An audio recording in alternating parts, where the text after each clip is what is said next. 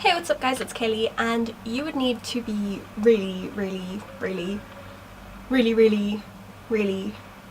new here. As in, like, never having seen my channel, my bookstagram, spoken to me in person. You would have needed to have absolutely zero contact with me at any point in my life, I feel, or at any point in the last year at least, to not know that Nevermore was one of my favourite books of 2017. I loved it so much. I have done a review of it, which I will leave linked, and clearly you guys like it too, because it is one of my most watched videos ever.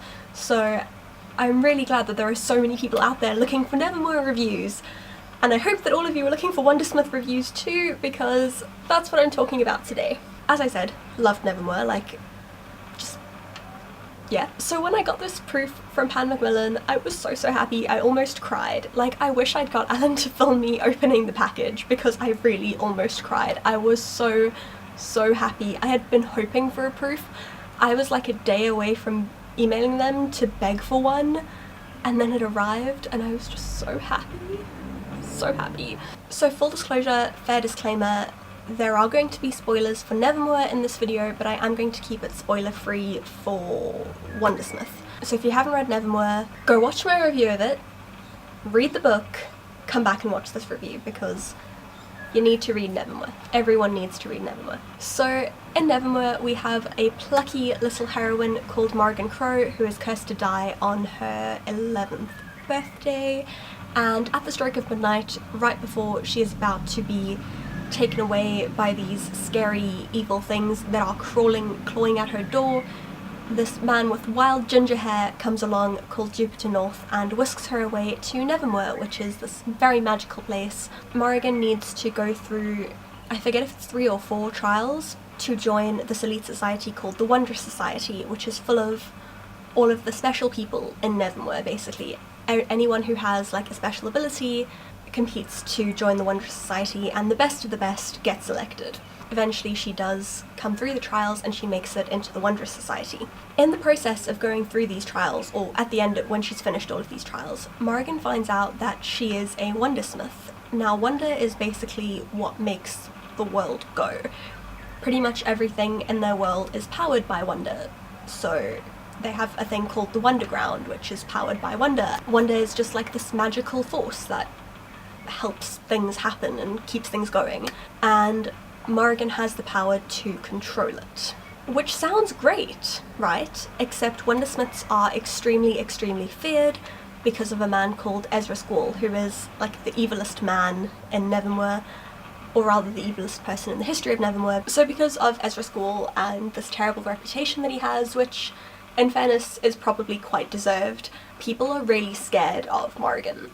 So as Wundersmith opens, she has been accepted into the Wondrous Society, much to a lot of people's displeasure. People are really not happy that she's been accepted, some people, including a lot of the people in her unit, because in the Wondrous Society they get grouped together into units and they do classes together, and they're like their own little family within the larger Wondrous Society family. So there's kind of this divide between her and the rest of her unit, which is only deepened when people start blackmailing them. So they start getting these notes saying, like, we know your secret, if you don't do this, we're going to expose you.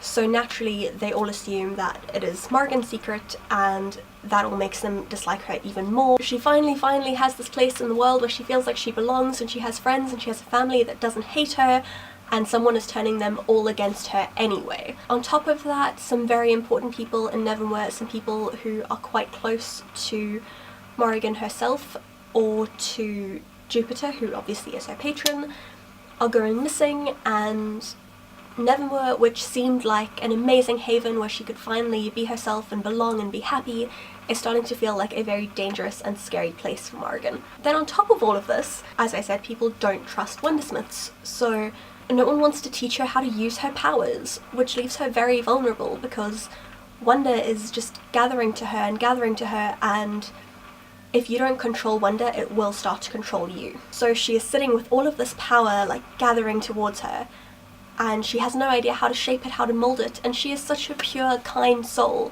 that she just wants to do amazing things with her power, and she can't because everyone refuses to teach her how to master it. and all that they're really doing is creating a ticking time bomb, which I don't think they realise, but it makes for some very, very interesting reading. So I was really, really worried about this book. I was so scared that it was going to have the dreaded second book slump. Generally, in any series where book one has been so amazing, there's been so much hype surrounding it, it was so magical and wonderful, and you don't always know if all of that excitement and all of that magic comes from the fact that it's just something new and something different, and it's great because you get to explore a new world and learn about a new world. Then when it comes time for book two, you're kind of left questioning, like, was it actually as good as I thought it was, or did I just think it was good because it was new and exciting and shiny? And in the case of Wundersmith, I can absolutely 100% say there is no second book slump. Nevermore was not just amazing because it was new and exciting and shiny, it was amazing because it just was amazing. The writing stays up to that incredibly high standard, gets even better. The storytelling is just so immersive and so beautiful. We get to explore new parts of Nevermore which are so wonderfully and vividly described. At any point in the book you feel like you can just step through the pages and you would be there. You can imagine the sights, the sounds, the smells. Everything feels so real. Much like with Nevermore, it is just high quality writing. It's not high quality writing for a children's book, it's just excellent writing. Exquisite is the word. It is just magnificent. The characters develop so well as well. Obviously when we meet Morrigan, she is 11 in this book. We get through, I don't actually know if she has her birthday, but we go through pretty much a full year in this book, and even in just that year she grows so much, which I think is important because that is a very formative time. I'd say the 2 years between like 11 and 13, kids change a lot. And it's something that I think authors often forget to include. Like, they don't put enough character development in, I think, for those ages.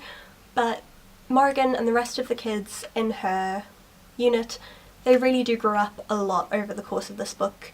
They change a lot, they develop, we get to see immense growth in all of them, and it feels very natural. It doesn't feel like she's trying to make them grow up too fast. It just feels like natural character progression and development, and every single moment of this book I was just like, please can I write my own best-selling children's book, because I want to birth something this wonderful and something this magical into the world for other people to enjoy as much as I enjoy this, and hopefully I will get there because I am actually writing a middle grade story and I'm really enjoying it. There is definitely enough mystery and intrigue and danger and suspense in this book to keep you gripped right until the last page. I think one of my favourite things about Nevermore is that I do feel like there are stakes.